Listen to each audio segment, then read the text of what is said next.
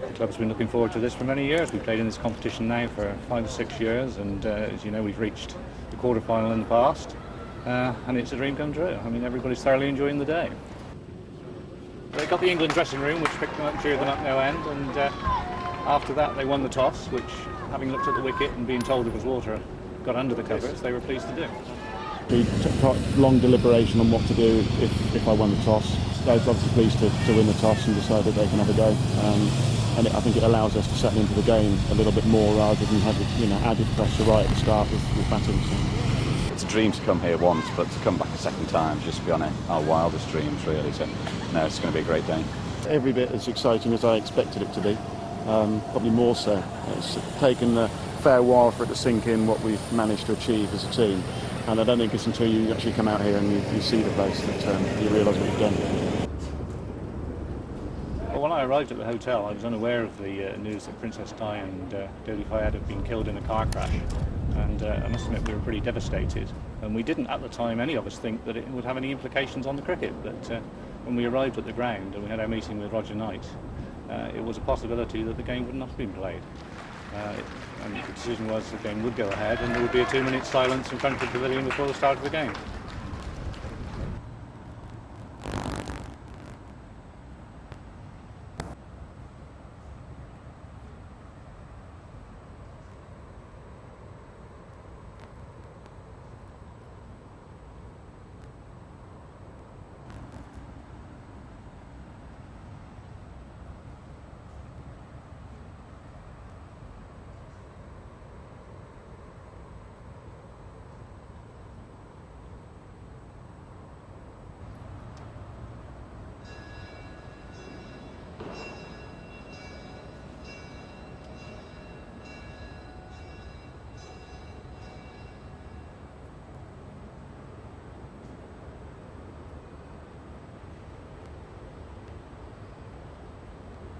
Nerves and butterflies were fluttering early on, but once I got the first over and bowled a maiden and it was tidy and got the length going, got the rhythm going, I felt quite relaxed after that. What sort of track is it like to bowl them? There's a bit of dampness. Apparently there's been a seepage come through on the covers, so it's a bit of damp at the nursery end. It didn't affect me really, but for Humph bowling left arm over, he was hitting it. I thought there'd be more bounce than there was. There didn't seem to be a lot of bounce, but very little movement. It's just a matter of sort of putting it there and letting the batsman make the mistake than anything else. It was everything I expected it to be. Although I wasn't actually as nervous as I thought I was going to be. You've got the best wishes of your team on your shoulders. You're expected to perform. I'm there to play cricket, but not just to enjoy the day.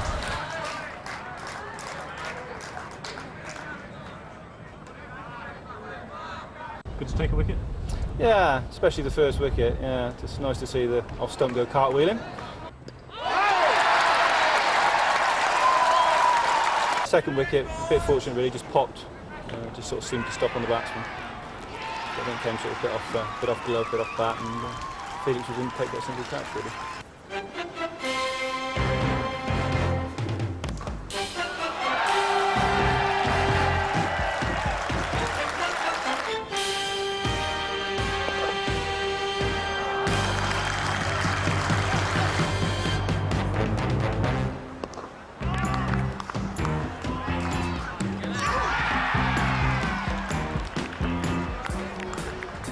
Carpet. Actually, the square's very wet, so if the ball goes past you, you can't turn on it. There's a run every time, really. But the outfield is absolutely a carpet. Yeah. Nice to secure the catch. Oh, yeah, well, a few butterflies there. But the ones over the whole shoulder are always pretty hair-raising. But grabbed hold of it.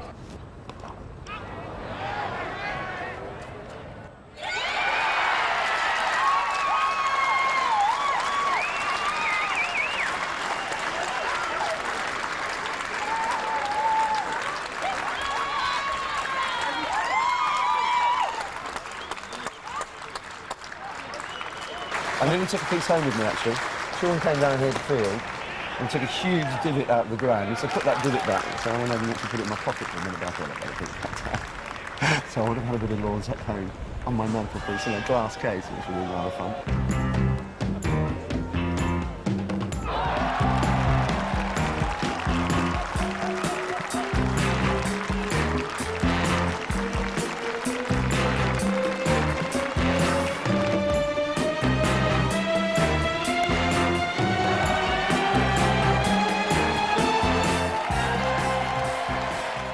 like taking a wicket? That's obviously the cream of the cake.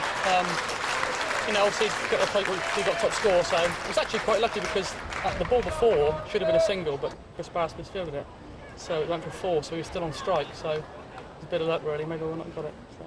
Your wildest dream is to take a wicket at Lords quite late in the day, so I would have liked to sort of got rid of one of the openers, and that didn't happen. But even so, it was a very special moment for me.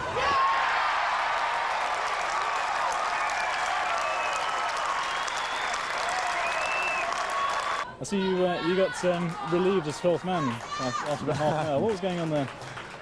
Relief was the operative word actually, because that's why I went. I've got a bit of a. I think it was something I ate last night. Yes. And as I said, it wasn't 23 pints I drank.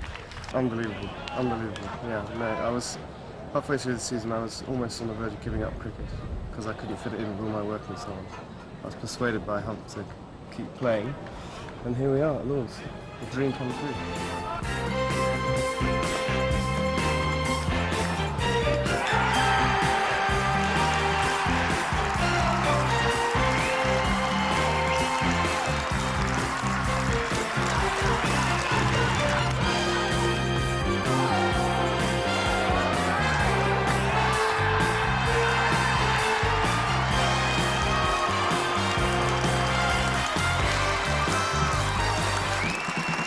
My run out, well, what can I say? I sprinted in, I probably covered the 100 metres in about 9.8 seconds. I picked it up and I hurled it in like a metre. And he got the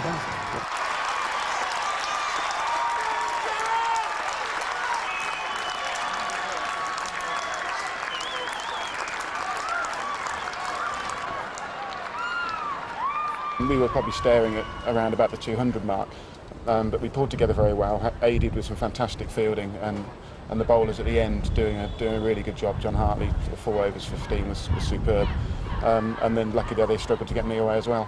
I'm just talking to one of the stewards over there, and he reckons there's probably nearly about 3,000 people here, and the vast majority of them should.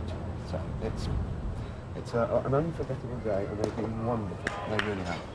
We couldn't have asked for any more. People have just pulled all the stops out of us, and let's hope they can see us through now. You had the problem with the last over. Yes, yeah, I thought quite long and hard about that as to who I would give that onerous task to, and couldn't think of anybody I wanted to lump it with, so I thought I'd do so.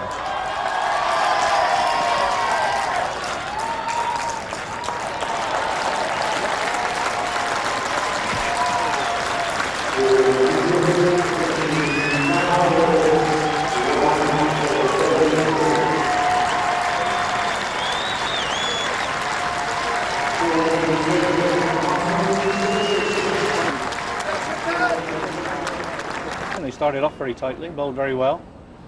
We've taken the catches that were offered, and we can't ask for anything more, really. So, Paul, walking through the long room to open the batting, what's it like?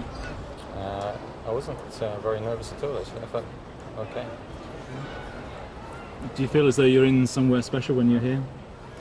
Yes, yeah, it's got a lot of history to it. Opening the batting, big day, any nerves, tension, what was going through your mind? I'm more nervous now than I was when I was batting. I'm really tense now, but when I was at home, or when I was getting ready, I didn't feel any tension at all.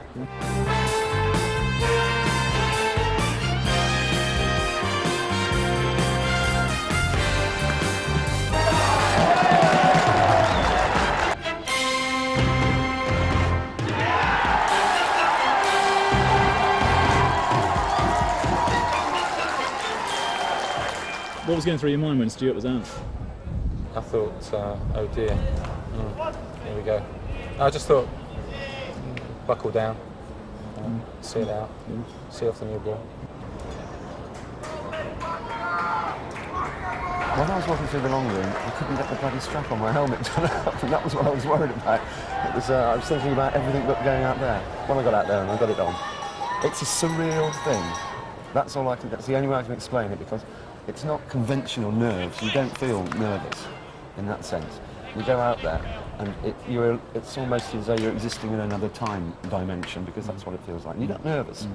Although I guess your body language betrays it a little bit. But it's just enjoyment. It's pleasure.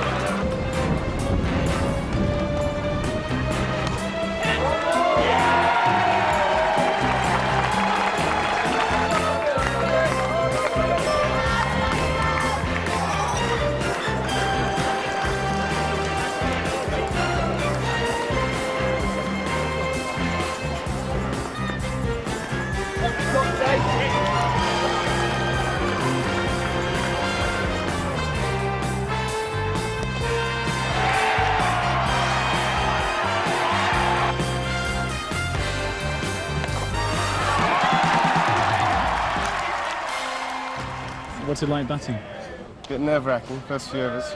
Pretty, nerve-wracking. Played and missed a few. But getting in the middle of the bat feels good. That means. Good to try and blot out the fact that you've got this wonderful building behind you. You had a lot of fans up in the spectator banking. Yeah, so I heard, yeah, and every time the bowler's coming in, I was thinking, please be quiet. Concentration was a crucial thing, but anyway, bless them, they were lovely. Yeah. We still can do this, I'm convinced. Well, I suppose getting here was the real prize itself. It's just being here now that we're getting more and more keen to win. And the whole day is magic, absolutely amazing. Last night as well, staying over. Yeah, I would say one of the best days of my life, certainly in cricket terms.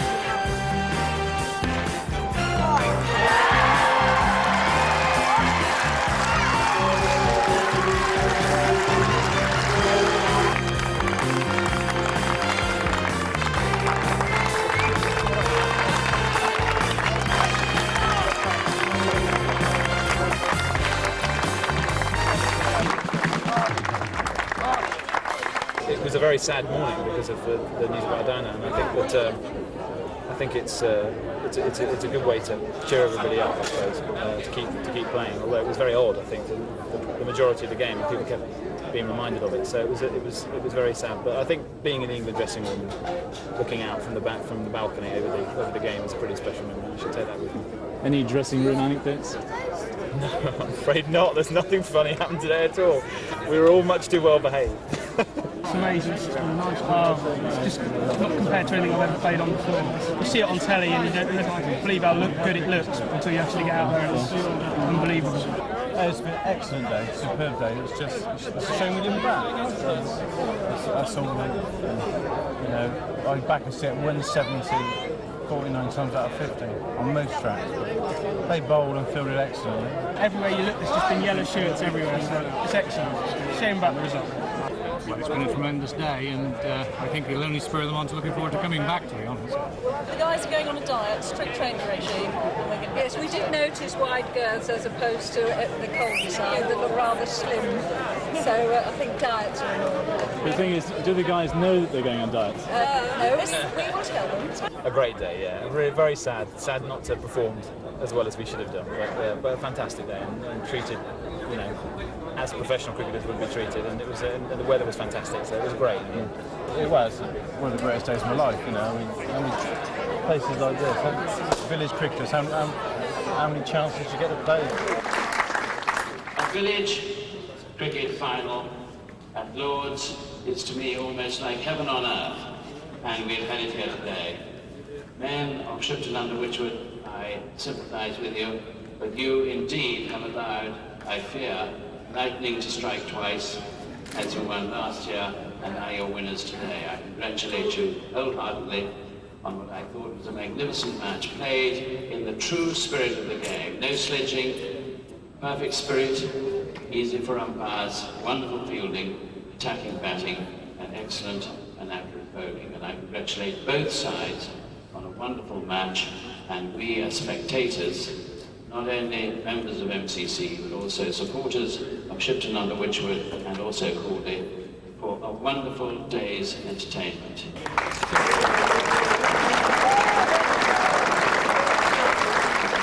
The first presentation is a cheque to the captain of the Shipton-Under-Wychwood side, Paul Humphreys.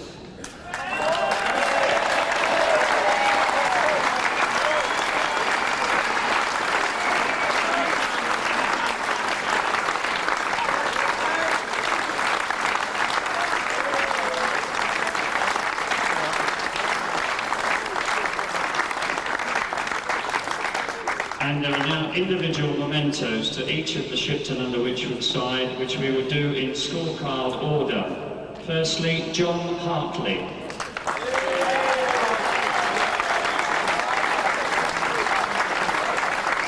Stuart Gillett, Jason Constable,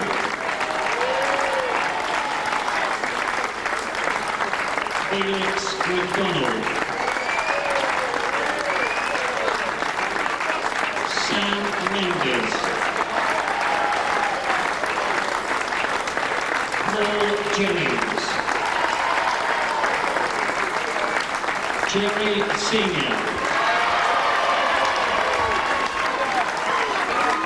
Chris Cantor,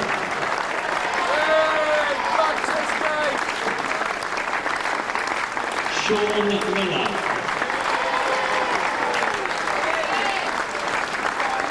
Paul Snell, Paul Humphreys,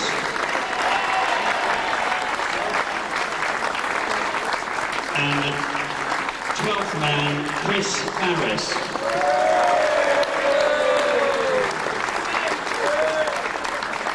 Fantastic feeling, yeah. It's a dream to come back, as I said before, but to win it as well. And a good game as well. We were really worried about it, so it's a very tight game. 2 more awards to be presented, as you can see, a man of the match for each side. After much debate, for Shipton, the man of the match for his 38 runs is Felix McDonald.